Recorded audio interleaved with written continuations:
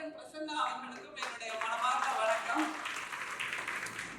இந்த அழைப்பிதழில் இருக்கின்ற அத்தனை பேரையும் நான் மனமாற வணங்கி வாழ்த்தியதாக நீங்கள் நினைத்துக் கொள்ள வேண்டும் என்பதுதான் என்னுடைய வேண்டுகோள். அதே போன்று மகளிர் அணியை சார்ந்த டாக்டர் சாந்தகுமாரி தொடங்கி அத்தனை பேருக்கும் என்னுடைய மனமார்ந்த வணக்கத்தை தெரிவிக்கின்றேன். ஒன்னே ஒண்ணு கேட்க விரும்புறேன். நம்முடைய அண்ணன் நாகராஜ் அவர்கள்ட்ட எல்லாருக்கும் ஒரே மாதிரி புடவை வாங்கி கொடுத்திருக்கீங்க. அது என்னுடைய கண்ணை நோக்குகிறது. ஏன்னா ஒரு பெண்ணாக நாம் அத்தனை பேரும் முதலில் கவனிப்பது எது என்றால் எவ்வளவு கம்பீரமாக எங்களுடைய கழக தோழிகள் வந்திருக்கிறார்கள். ஏதோ கூட்டத்துக்கு கூப்பிட்டாங்க, வந்தோம், ஐயோ போடுவேன்னு வந்தோம், அப்படியெல்லாம் இல்ல. கூட்டம் என்றால் ஒரு மிலிட்டரி டிசிப்ளின் மாதிரி அத்தனை பேரும் மிக சுறுசுறுப்பாக துல்லியமான உடை அலங்காரத்தோடு கம்பீரமாக வந்து உட்கார்க்கின்ற ஒரே இயக்கம் எது என்றால் நம்முடைய திராவிட முன்னேற்ற கழகம் மட்டும்தான்.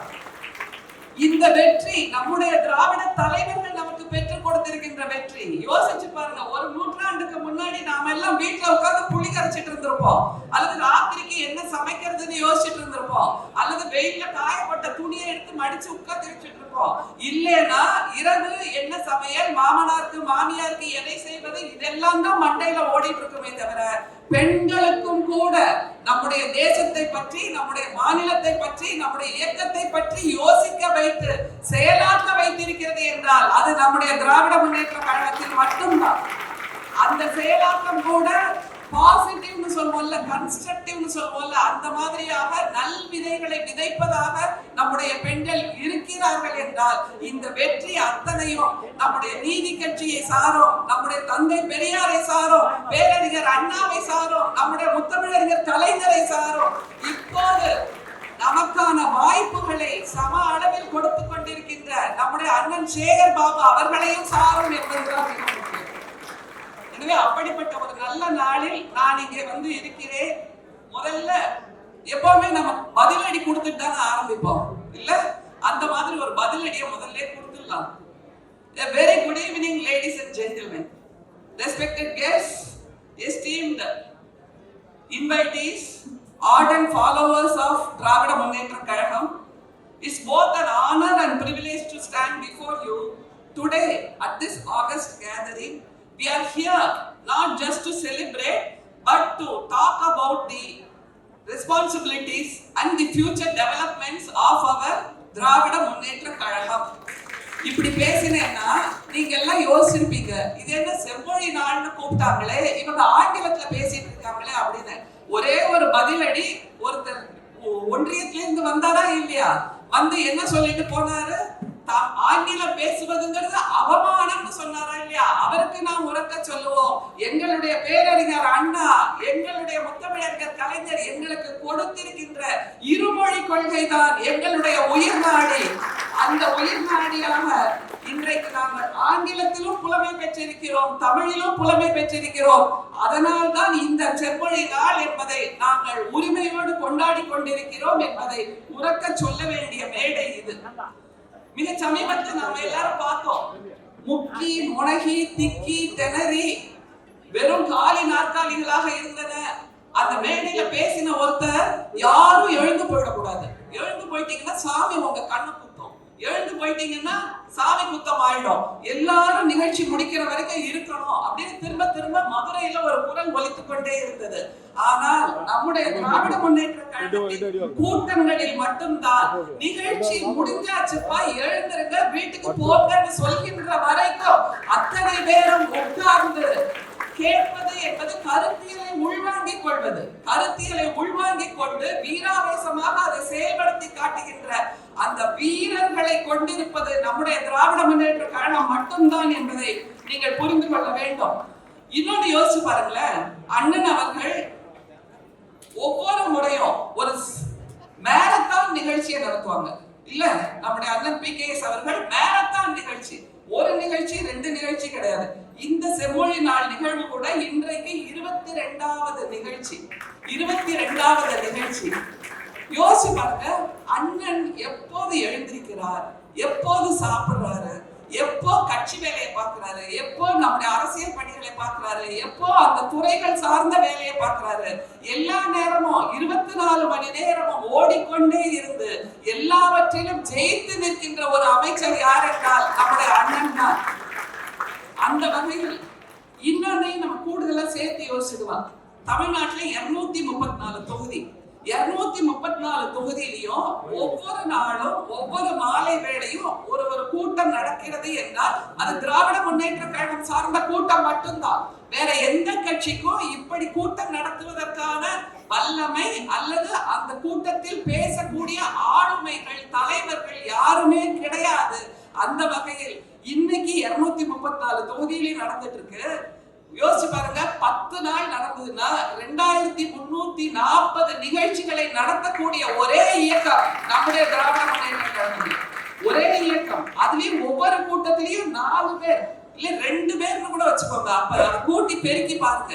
நான் கணக்குல கொஞ்சம் வீக், அதனால நீங்களே பெருக்கி சொல்லுங்க பார்க்கலாம். 2340 கூட்டங்கள்ல 2 பேர் பேசினா கூட அந்த பொருள் அல்லது அந்த பேசக்கூடிய தலைவரை பற்றிய சம்பவங்கள், கொள்கைகள், நம்முடைய முழக்கங்கள், பிரகடனங்கள் தீர்ந்து போகாத அளவுக்கு மிகச்சிறந்த சாதனையாளர்களை தலைவர்களாக கொண்டிருப்பது நம்முடைய கட்சி மட்டும்தான். கட்சின்னு நான் சொல்லவே மாட்டேன், நம்முடைய இயக்கம் மட்டும்தான் என்பதுதான் உண்மை. அப்படிப்பட்ட நிலையில் இன்றைக்கு நாம் அத்தனை பேரும் இங்கே வந்திருக்கிறோம். முருக பக்தர் மாநாடுன்னு ஒண்ணு நடந்தது. ஆனா உண்மையான முருக பக்தர் மாநாடு என்னைக்கு தெரியுமா நடக்க போகுது? ஜூலை 7ஆம் தேதி திருச்செந்தூரில் நடக்க போகிறது. உண்மையான முருக பக்தர் மாநாடு நம்முடைய திருச்செந்தூர் கோயிலை புனருத்தாரணம் செய்து குடமுழுக்கு செய்து அங்கே உள்ள 9 கோபுரங்களை பழமை மாறாமல் புதுப்பித்து அந்த கோயிலுக்கு புத்துயிர் ஊட்டி இருக்கக்கூடிய நம்முடைய முதல்வரின் வழித்தோன்றலாக நம்முடைய அண்ணன் வாய்த்திருக்கிறார் என்றால் 3000 கோயில்களுக்குமே குடமுழுக்கு நடத்தி இருக்கக்கூடிய ஒரே இயக்கம் இந்தியாவிலேயே நம்முடைய இயக்கம் மட்டும்தான். அந்த மதுரையில் கூடியது எல்லாமே அரசியல் ஆண்டிகளின் கூட்டம். நாம் கூட்டி இருப்பதுதான் நிஜமான முருக பக்தர் ஒன்று சேரும் கொண்டாட்டம் என்பதை நாம் உலகுக்கு உறக்க சொல்ல வேண்டும். அதை தவிர அந்த திருச்செந்தூர் குடமுழுக்கில் முற்ற முழுக்க தமிழில் மந்திரங்கள் ஓதப்படும் என்று சொல்லும் போது தமிழுக்காகவே இயங்கிக் கொண்டிருக்கின்ற ஒரு இயக்கம் நம்முடைய இயக்கம் என்கின்ற பெருமையோடு நாம் இங்கே இருக்கிறோம். முத்தமிழறிஞர் கலைஞரை பற்றி கொஞ்சம் பேச வேண்டும். யோசிச்சு பாருங்க, நம்முடைய தலைவர், நம்முடைய முத்தமிழறிஞர் கலைஞர் அவர்கள் 14 வயதில் இருந்து தன்னுடைய பொது வாழ்க்கை இயக்கத்தை ஆரம்பிக்கிறார். முதலாக அவர் செய்த பணினா மாணவ நேசன் என்கின்ற கையெழுத்து பத்திரிகையை துவங்கி இருக்கிறார் என்றால் யோசிச்சு பாருங்க. நம்ம வீட்டுல இருக்கக்கூடிய 14 வயசு பசங்க எல்லாம் என்ன பண்ணுவாங்க? மிஞ்சி போனா உன்னோட பேர் என்னப்பா அப்படின்னு கேட்டா கூட முற்ற முழுக்க ஒரு வாக்கியத்தில் சொல்வதற்கு தடுமாறுகின்ற நிலையில் அந்த திருவாரூரில் 14 வயதில் எந்த விதமான தூண்டுதலும் இல்லாமல் யாராவது வந்து அட்சதை போட்டு நீ இப்படி எல்லாம் நடந்தப்போ உனக்கு நான் பாதம் போட்டு தரேன்னு யாருமே சொல்லவில்லை தோழர்களே. தானாகவே சுயம்புவாக உருவாகிய ஒரு மாபெரும் சக்தி யார் என்றால் நம்முடைய தலைவர் கலைஞர் மட்டும்தான் என்பதை நாம் உணர்ந்து கொள்ள வேண்டும். எத்தனை அரசியல் மேடைகள், கொள்கை முழக்கங்கள், பொதுக்கூட்டங்கள், அவர் மட்டும்தான். செங்கோல் ஏந்திய எழுதுகோல் ஏந்திய செங்கோல் என்கின்ற அந்த நிலைக்கு சொந்தக்காரர் அவர் மட்டும்தான், நம்முடைய கலைஞர் மட்டும்தான். செம்மொழி என்கின்ற அந்தஸ்தை நம்முடைய தமிழுக்கு பெற்று தந்தவர் வேறு யாரும் அல்ல, நம்முடைய கலைஞர் மட்டும்தான். அவருடைய கவிதை வெண்பாவா, கலிப்பாவா, ஆசிரியப்பாவா, வஞ்சிப்பாவா என்று கேட்கலாம். அப்பப்பா இது எல்லாம் தப்பப்பா, கலைஞர் பா என்பதுதான் அவருடைய கவிதை என்பதை நாம் உணர்ந்து கொள்ள வேண்டும். அது மாதிரி அவருடைய உரைநடை எப்படின்னு ஒரு கேள்வி கேட்பாங்க. அது புனை கதையா, சிறுகதையா, நெடுங்கதையா, துணை உரைநடையா அல்லது கவிதையின் உரைநடையா என்றால் நெருப்பு உரைநடை நம்முடைய கலைஞருடைய எழுத்து. நெருப்பு உரைநடை, தென்றல் உரைநடை, காதல் உரைநடை, பாச உரைநடை, அடிமைத்தனத்தை உளிகொண்டு உடைக்கும் படை நம்முடைய கலைஞரின் எழுத்து என்பதை நாம் உணர்ந்திருக்கின்றோம். சரி, பாடல், இயல், இசை, நாடகம் என்கின்ற வகையில் பாடல், நம்முடைய கலைஞரின் பாடல் எப்படிப்பட்டது என்றால் நாட்டுப்புற பாட்டு என்று சொல்லலாமா, கலைப்பாட்டு என்று சொல்லலாமா, தாலாட்டு பாட்டு என்று சொல்லலாமா, குழந்தை பாட்டு என்று சொல்லலாமா, தொழில் பாட்டு என்று சொல்லலாமா என்றால் நிப்பாட்டு என்று சொல்ல முடியாத அளவுக்கு மிகச் சிறப்பான உலக கவிஞராக விளங்கியவர் நம்முடைய கலைஞர் மட்டும்தான் என்பதை நாம் உணர்ந்திருக்க வேண்டும். அதை தாண்டி நம்முடைய தலைவர், நம்முடைய கலைஞர் முதல்வராக இருந்தபோது அவர் செங்கோல் ஏந்தினார், அவர் எழுதுகோலும் ஏந்தினார். ஆனால் பல படைப்பாளர்கள் இருக்கிறார்கள், அவர்கள் தங்கள் கனவுகளை எழுத்தாக மட்டும்தான் செய்ய முடியும். ஆனால் அதை செய்து காட்டி சமூக புரட்சியை உருவாக்கிய ஒரே வல்லமை பெற்றவர் நம்முடைய கலைஞர் மட்டும்தான் என்பதற்கான சில சான்றுகளை நான் சொல்ல விரும்புகிறேன். 1996 மெட்ரிகுலேஷன் பள்ளிகளிலும் தமிழை பாடமொழியாக்க வேண்டும் என்று ஒரு ஆணை பிறப்பிக்கப்பட்டது. ஆணையை பிறப்பித்தவர் நம்முடைய கலைஞர். 1 முதல் 10 வரை தமிழ் கட்டாய பாடம் என்று ஒரு ஆணை பிறப்பிக்கப்பட்டது. ஆணையை பிறப்பித்தவர் நம்முடைய கலைஞர். 2010ஆம் ஆண்டு அண்ணா பல்கலைக்கழகத்தில் பாடப்பிரிவுகள் இயந்திரவியல், கட்டுமானவியல் இந்த மாதிரியான என்ஜினியரிங் படிப்புகளை தமிழில் உருவாக்கி இந்தியாவிலேயே முதல் முறையாக தாய்மொழியில் கற்க ஆணை பிறப்பிக்கப்பட்டது. அந்த ஆணையை பிறப்பித்தவர் நம்முடைய முத்தமிழறிஞர் கலைஞர். திருக்குறள் விஸ்வரூபம் எடுத்து நின்றது. திருமண அழைப்பிதழ்களில் பார்த்தால் திருக்குறள், அரசு பேருந்துகள், அலுவலகங்களில் குறள் பற்றிய ஆணை பிறப்பிக்கப்பட்டது. அந்த ஆணையை பிறப்பித்தவர் நம்முடைய முத்தமிழறிஞர் கலைஞர். அதை தாண்டி அவருடைய தலைமையில் நான் பங்கேற்ற கவியரங்கங்கள், மிகச் சிறப்பாக கவியரங்கங்களுக்கு புத்துயிர் கொடுத்த ஒரு மேதை யார் என்றால், மகா கவிஞர் யார் என்றால் நம்முடைய கலைஞர் மட்டும்தான். பெரியவர்களே, நம்முடைய கலைஞர் மட்டும்தான். மாலை வேளைகளில் அந்த இலக்கிய கூட்டங்கள், கவியரங்க மேடைகள் தான் எனக்கான ஆசுவாசம் என்று சொல்லிக் கொண்டிருந்தவர் நம்முடைய கலைஞர் என்பதை நாம் மறந்துவிட முடியாது. அதை தாண்டி இன்றைக்கும் கூட அரசு பணிகளில் நம்முடைய தமிழர்கள் இடம்பெற்றிருக்கிறார்கள் என்றால், தமிழ் வழியில் கல்வி கற்றவர்களுக்கு 20% இடஒதுக்கீட்டை கொண்டு வந்தது ஒரு ஆணையின் மூலமாக கொண்டு வந்தவர் நம்முடைய முத்தமிழறிஞர் கலைஞர். சரி, இதையெல்லாம் கூட விட்டுருங்க.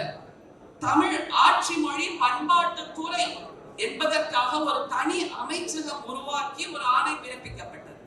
தமிழ் ஆட்சி மொழி பண்பாட்டு துறை என்பதற்காக அந்த ஆணையை பிறப்பித்தவர் நம்முடைய முத்தமிழறிஞர் கலைஞர். ஒவ்வொன்றையும் சொல்லும் போது நமக்கு அப்படியே அந்த கூஸ் பம்ப்ஸ் சொல்லுவோம்ல, புல்லரிப்பு, பெருமிதத்தில் நம்முடைய நெஞ்சு நிமிர்கிறது, முதுகெலும்பு நிமிர்கிறது. இப்படிப்பட்ட தமிழை தான் அவர்கள் இன்றைக்கு அழிப்பதற்காக வந்து கொண்டிருக்கிறார்கள்.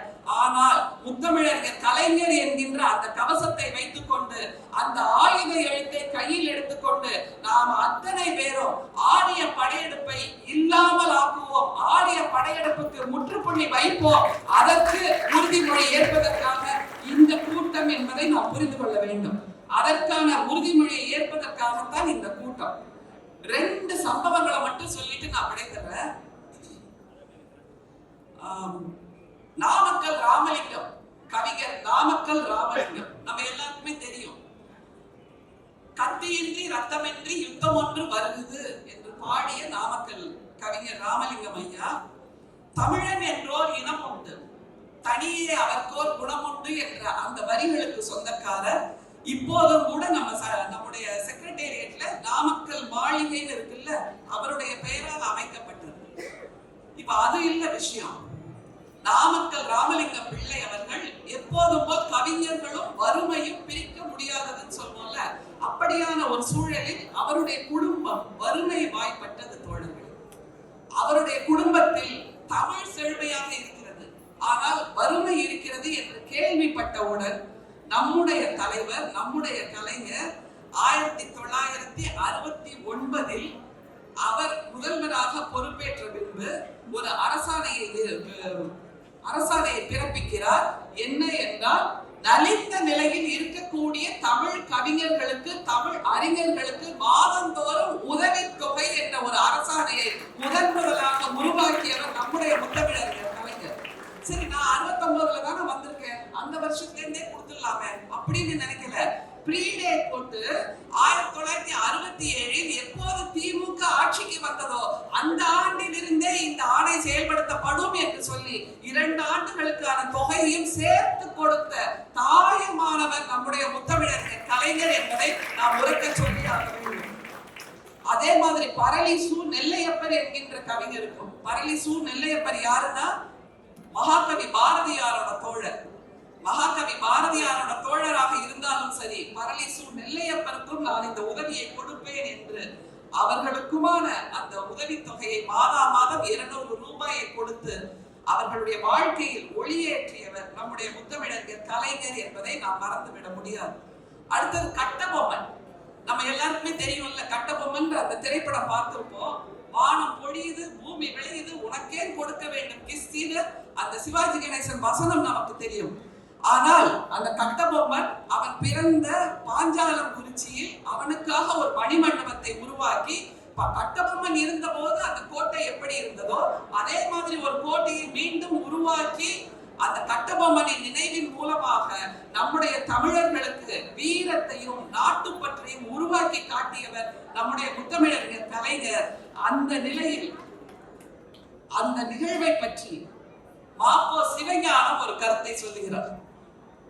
ஏன் இதெல்லாம் சொல்றோம்னா, எதிர்பக்கத்தில் இருப்பவர்கள் கூட அவர் நம்முடைய கலைஞரின் செயல்பாடுகளை மறுதலித்து விட முடியாது என்கின்ற நிலையில் அவர்கள் சொல்லுகின்ற பாராட்டுகள். நம்முடைய மாப்போசி ஐயா சொல்கிறார், தமிழா உன் வரலாறு திரும்புகிறது. தமிழ்நாட்டில் 2 கோட்டைகள் இருக்கின்றன.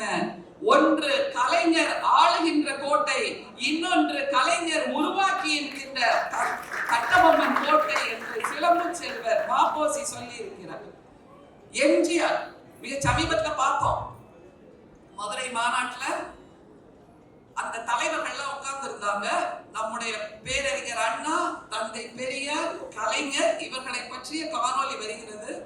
என்ன மாதிரி வார்த்தைகளை அவர்கள் பயன்படுத்தினார்கள் அதை பார்த்தும் அந்த அதிமுகவை சேர்ந்த தலைவர்கள் கொஞ்சம் கூட சூடு சொரணை மானம் வெட்கம் எதுவுமே இல்லாமல் தலைகுனிந்த நிலையில் அப்படியே உட்கார்ந்து இருந்தாங்க. முதுகெலும்பை தொலைத்து விட்டு அப்படிங்கிறது நமக்கு தெரியும். ஆனால் அந்த கட்சியை உருவாக்கிய எம்ஜிஆர் அவர்கள் நம்முடைய கலைஞரை எப்படியெல்லாம் விதந்தோத்தி பாராட்டி இருக்கிறார் என்பதை நாம் உறக்க பேச பேச அந்த தொண்டர்கள் இருக்காங்கல்ல, அதிமுக தொண்டர்கள் எங்கே போவது என்று தடுமாறி கொண்டிருக்கிறார்கள். அவர்களை நாம் மீண்டும் அழைத்து சொல்ல வேண்டும், கலைஞரின் பெருந்தன்மையை நீங்கள் புரிந்து கொண்டு மீண்டும் தாய் கழகத்துக்கு வாருங்கள் என்று அந்த தொண்டர்களுக்கு நாம் சொல்ல வேண்டிய நேரம் வந்தாயிற்று. எம்ஜிஆர் சொல்றாரு, நான் முதலாக பெற்ற பட்டம் புரட்சி நடிகர் பட்டம்.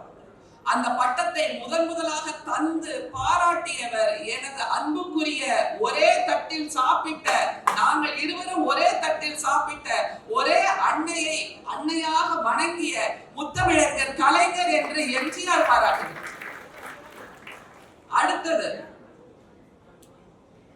கலைஞர் உருவில் அவர் சொல்ற அந்த வாக்கியம் ரொம்ப முக்கியம். எம்ஜிஆர் சொல்றாரு, கலைஞர் உருவில் பேரறிஞர் அண்ணா என்னை தேடி வந்தார்.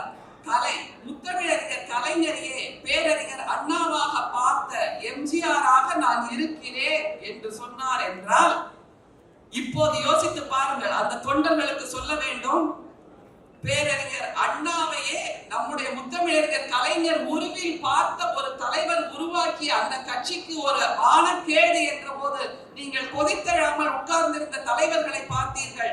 ஆனால் எங்களுடைய தலைவர்களை பற்றி யாராவது ஒரு வார்த்தை சொன்னால் நாம் அத்தனை பேரும் வீறு கொண்டு எழுவோமா இல்லையா? அந்த உணர்வெழுச்சியை தூண்டுவதற்காகத்தான் இந்த சம்பவத்தை நான் இந்த மேடையில் சொல்கிறேன்.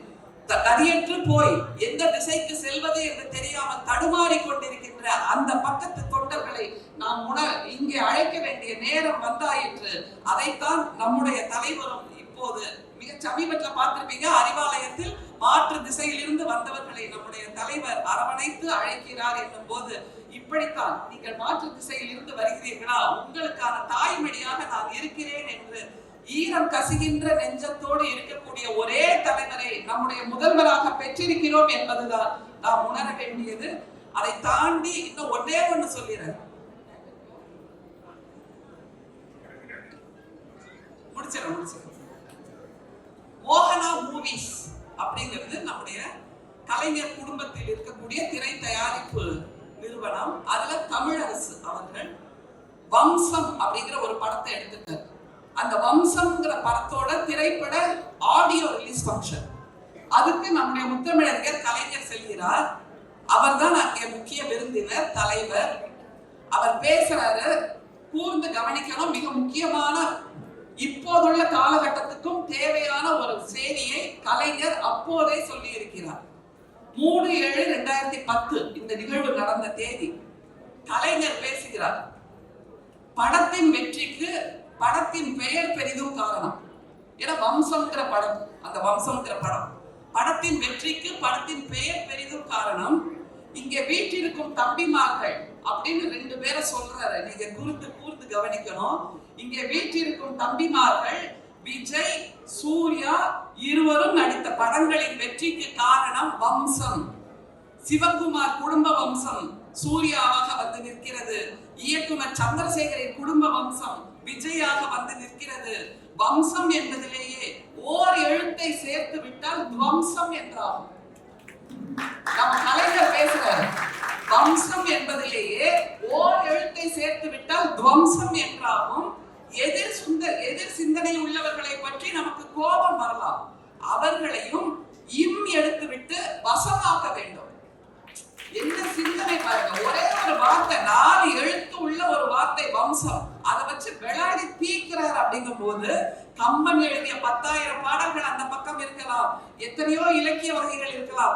ஆனால் 4 எழுத்துள்ள வார்த்தையை வைத்து எதிரிகளை துவம்சம் செய்ய வேண்டும். ஆனால் எதிரே இருக்கின்ற கருத்தாளர்களை நம் வசம் இழுக்க வேண்டும். அப்போ அந்த விட்டுட்டா நம் வசம் இழுப்பதற்கான அந்த நிலை வந்துவிடும். அதை தவிர இன்னொன்னு சொல்றாரு, அண்ணாவின் தம்பிகள் என்பதால் மற்றவர்களை வசப்படுத்துவது எப்படி, நம் கொள்கைக்கு அவர்களை ஈர்ப்பது எப்படி, நம் லட்சியத்தோடு அவர்களை சேர்ப்பது எப்படி, அந்த செயலில் தான் இந்த இயக்கம் 50-60 ஆண்டுகளாக இயங்கிக் கொண்டிருக்கிறது என்று 2010 சொன்னார் என்றால் இன்னமும் நாம் பயணிக்க வேண்டிய திசை அதுதான் என்பதை வம்சம் என்ற வார்த்தையின் மூலமாக எதிரிகளை துவம்சம் செய்வோம். ஆனால் எதிர் கருத்தாளர்களை நம் வசம் இழுப்பதற்கு என்ன செய்ய வேண்டும்? செயல் செய்ய வேண்டும். வேற ஒண்ணுமே இல்லை. நம் வசம் இழுக்கணும்னா அப்ப இடி மூலமா, ஐடி மூலமா, சிபிஐ மூலமா மிரட்டி இழுக்கிறாங்கல்ல, அப்படி எல்லாம் வேண்டாம். நம்முடைய திராவிட மாடல் நாயகர் செய்திருக்கின்ற மக்கள் நல செய்கைகளை, மக்கள் நல செயல்களை, மக்கள் நல கோட்பாடுகளை விதந்தோத்தி சொன்னாலே போதும், எதிர்பக்கத்தில் இருப்பவர்கள் நம் வசம் வந்து விடுவார்கள் என்பதைத்தான் 2010 நம்முடைய முத்தமிழர்கள் சொல்லி சென்றிருக்கிறார். அந்த பாதையே நம்முடைய பாதை என்பதை மனதில் ஏற்றுக்கொண்டு இந்த மேடையில் என்னை பேச வாய்ப்பளித்த அத்தனை நல்ல உள்ளங்களுக்கும் என்னுடைய மனமார்ந்த வணக்கம். முத்தமிழர்கள் தலைவர் வாழ்க, நம்முடைய திராவிட மாடல் நாயகர் வாழ்க. கழகத்தில் இணைந்து நம்முடைய வாழ்க்கையும் சிந்தனையும் செயலுமாக கழகமே என்று வாழ்ந்து கொண்டிருக்கின்ற நாமும் வாழ்க, இன்னும் 100 ஆண்டு என்று சொல்கிறேன். நன்றி, வணக்கம்.